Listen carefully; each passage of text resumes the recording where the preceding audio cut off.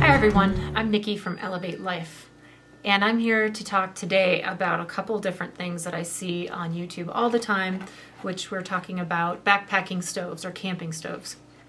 And I've got two to look at today in more detail. We've got the Pocket Rocket 2, which is more typical of today, small, perfect for backpacking. And then we have the old school, and one of my very favorites is the MSR Rapidfire, which in this case I bought in the mid-90s for backpacking. A big difference compared to the Pocket Rocket today. So I want to take a look at the details, what I like about both, and maybe some things that I don't like. Okay, first, let's take a look at what we have here today. And this is actually just my own pot. This is my Snow Peak titanium pot that I use for backpacking more currently. And this, like I said before, is my old school stove, backpacking stove. And you can tell it's been used for many years. It's been so predictable and constant. I don't even think I've ever even cleaned it. I've used it a lot.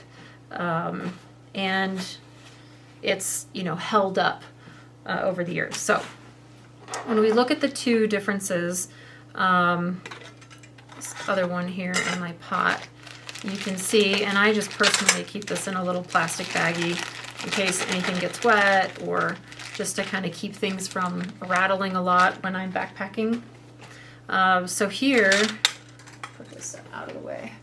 So here you can see, all folded up, is the Pocket Rocket. And I'll let you focus on that. You can see the size, obviously very small, when you compare it to the old school stove, which is considerably heavier. So the difference in weight between this and this is right around 13.5 ounces in the bag with these two pieces. And this you're looking at anywhere, depending on which version you get, between 2.6 to 2.9 ounces. So that's incredibly light. It's amazing where we've come from in a couple decades. But going back to this Rapidfire, you can see there's a big difference here. This Rapidfire is meant to connect to your isopropane container separately. And so if I open this up, this is condensed down. Basically these pieces move separately out. And before you would connect onto this, you would use this little reflector piece. And you can see how many times I've used it because it really does work. It's just been bent and rebent and folded a million times. So you would actually put this on first through the hole.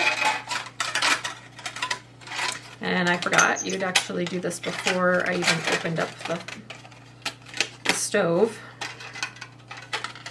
pieces.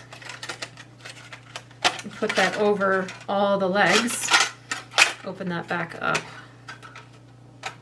And they've got these little divots in there just to fit where each leg is going to stay, so that gives it the stability. And the three legs, as you can see, they're pretty wide.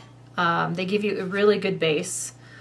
So one of my very favorite things you'll see is when you put pots on these things, and especially when you're out backpacking, you've got rocks that you're trying to put these on, or just very uneven sort of surfaces.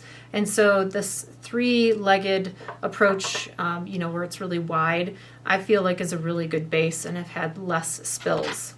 So this piece here, you take the top off your isobutane and literally just screw that in.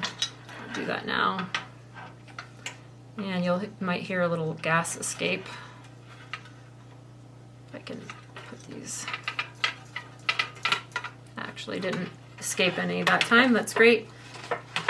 So this little piece here, you can just bend it, and this basically helps eliminate some of the wind, but also really reflects that heat back up towards your pot. So So we're looking at a wide base, as you can see here. And then if you were to put your pot, take out my other canister here. If you were to take your pot for cooking and fill it up, it would sit on there pretty well. You know, it's kind of smooth, so sometimes they can slip around. That's one thing to keep in mind. But what I like is that it's down lower, it's not up very high.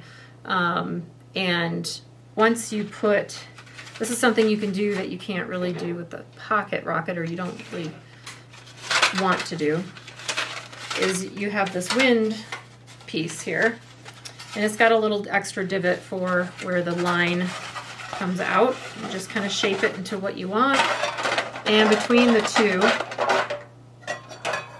you've got a really nice little barrier against the wind, which, you know, if you're up in the mountains and things like that I am pretty typically, having this wind barrier, it just makes a big difference.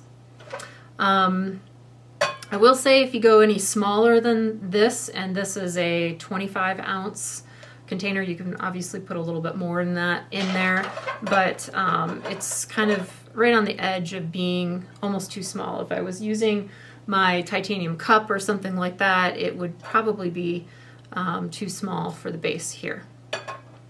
So what I like about this compared to this other, and we'll show you what that looks like, is that you can move your isobutane away, and sometimes like I said before, this gives you a little bit more stability. It's nice and low to the ground, it's not up higher, so again, if you're in the wind, that really makes a big difference. And in colder temperatures or up in high altitudes, a lot of times these other smaller stove situations won't work as well as something of this nature, and that's because of the way the gas flows through this, and it is farther away from the source. This basically comes immediately out of the container, and it just can be a lot harder in either really high altitude or low temperatures, so in the winter, that sort of thing. I've never had a problem. I even went camping this last fall in below freezing temperatures. I've never had this sputter or not work well, so it's just been a great overall stove. Some things I don't like, obviously, is it's, you know, there is a lot more to kind of put together here. There's, you know, you've got to carry these wind pieces. You don't have to, but they're very helpful. And, you know, it's obviously bigger when it's in that bag and heavier, so it's taking up more space. So we're going to put some of this down for now so you can see and compare it to the other. Got another container here. This might make it look even smaller than it is. This is a larger container. So the pocket rocket, it's all folded up, as you can see. And so you have to pull this. This is the trigger that modulates how much fuel you use. So they both do that pretty well, although I would say this one is a little bit harder to modulate than the other one we just put away. And then once you get that out, then you can, you know, pull up these pieces, pull them out until it creates that base. And so that's going to be the base where your pots and things stick on. All right, so now that you've got it open, you can actually fit it on. Probably a little bit easier to fit on than doing this sideways like in the other. Oh, little gas escaped. So you'd want to put that on fairly tight. Now, it takes up a lot less space, which is great. But, you know, depending on the size of container you have, like my other one that I was just using, that's a lot smaller. That is the size of your base. And again, if you're putting this on boulders or rocks and it's not exactly flat, you know, it's a little bit easier to tip, in my opinion. Or at least that's the experiences that I've had. You know, using the same container, it fits on there. This one has nice little grooves, at least, that kind of try to hold on to the pot a little bit better to keep it from moving around, and but it's not as wide as you can see. And so here's the biggest difference that I would say between the old school one and the new one. So if we look back at the old school and the new one, you can see the big difference between the two. Look at the flame size here. This one, it's spread, you know, very far out.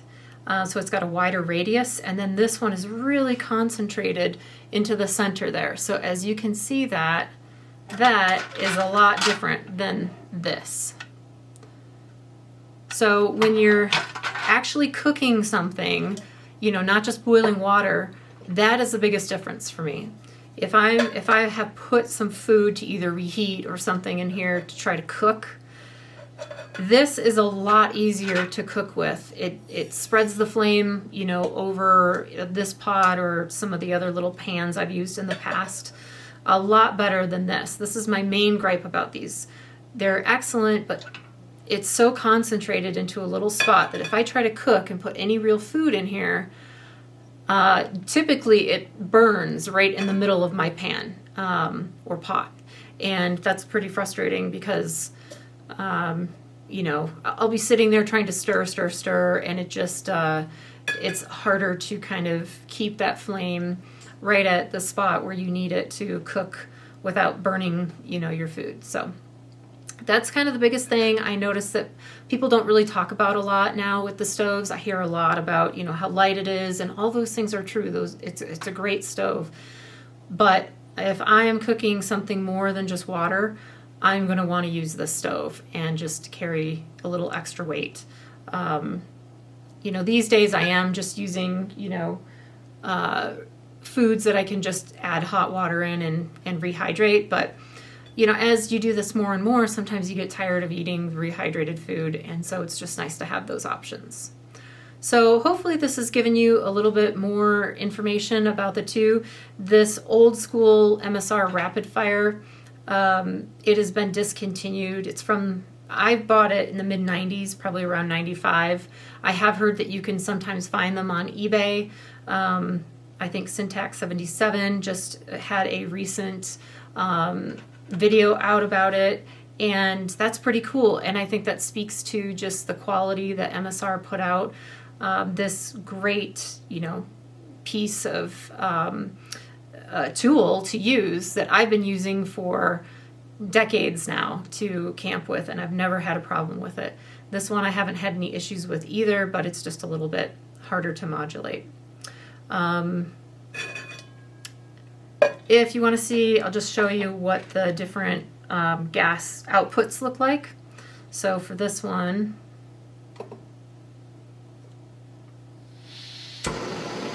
so you can, I don't know if you can see that flame or not. It's pretty concentrated versus this one here. And you can see the flame difference. It's a lot wider, and you know, the heat that it's giving off, this one could, you know, get through the gas a lot farther. But if I wanted to adjust, this one has a very wide and more refined. I can even like barely turn it on, and that's pretty easy. This one here is like a crazy torch, and it can also go down pretty far before it's, you know, blown out. But that's the issue here. This one is a little more exposed, and it can be blown out pretty easily. So what I've found is it can only go down to a certain level when you're actually out there cooking with it. Anyway, I hope that helps you guys just kind of look at some other features before you buy your stoves. These new ones are great. They're very light. But, you know, don't hesitate to look for something old school that might be out on the market on eBay or something like that that's used, or maybe even barely used at all, but is still a very great tool. So hope you guys have a great day and enjoy, you know, your experiences out in the outdoors.